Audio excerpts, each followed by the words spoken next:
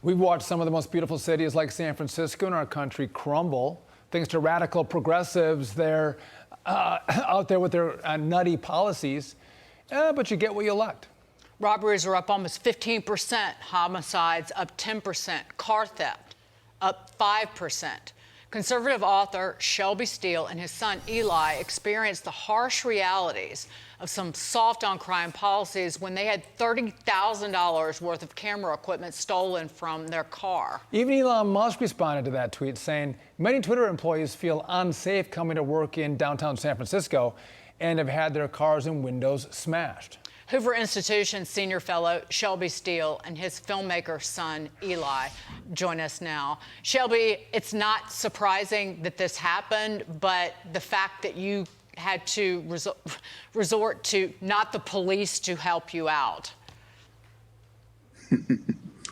Right. We tried. That was, I think, by reflex. We called the police, and they were indifferent. They hung up the first time on us. We then called again and got a very sweet lady. I don't know anything more about her than that.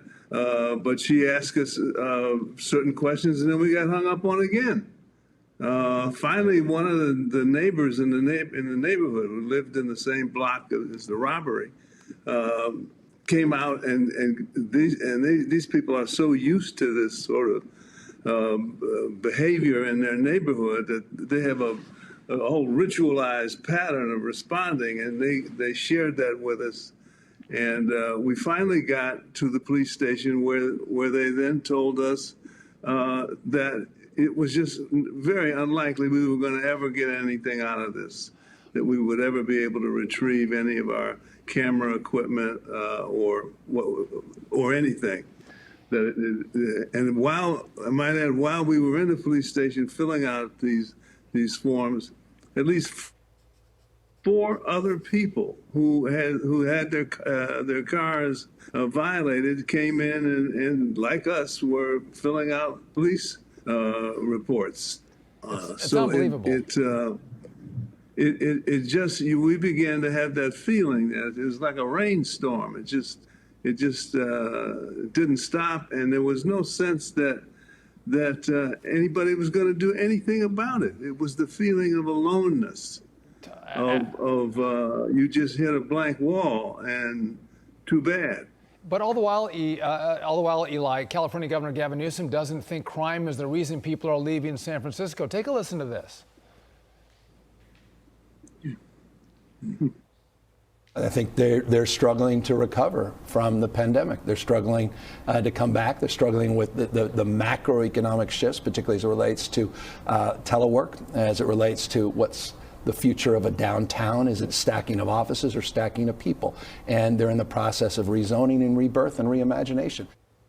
You know, Eli, you look at what you guys went through. You can't fix a problem unless you recognize the problem exists, and Gavin Newsom doesn't even see the problems in San Francisco.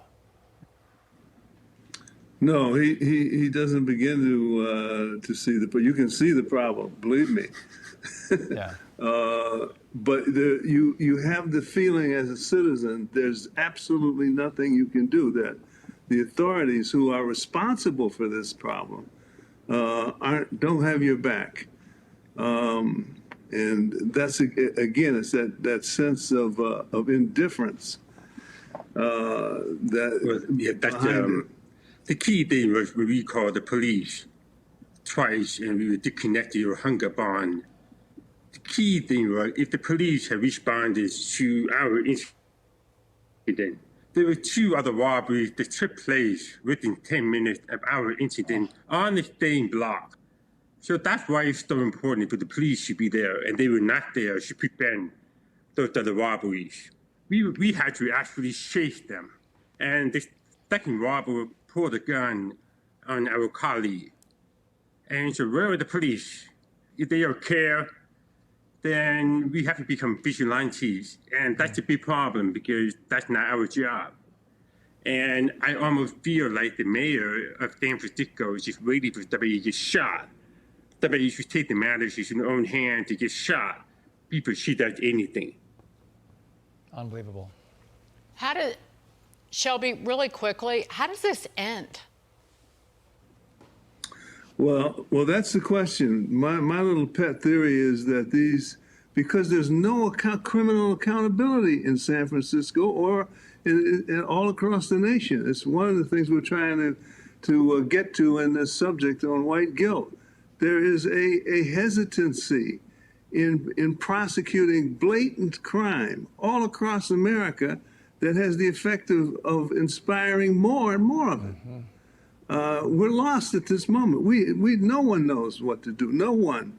No. What the few things that might help, like telling the truth, no one is willing to risk that because we're so timid now about being seen as racist that it's got us stifled, and we all become more vulnerable. It's a good point. I think criminals got to be put behind bars. Shelby and Eli Steele, thank you for joining us. Thanks for sharing your story. Great to see on the both bottom of line. you. Be safe, both of Thanks you. for having us. Thank you.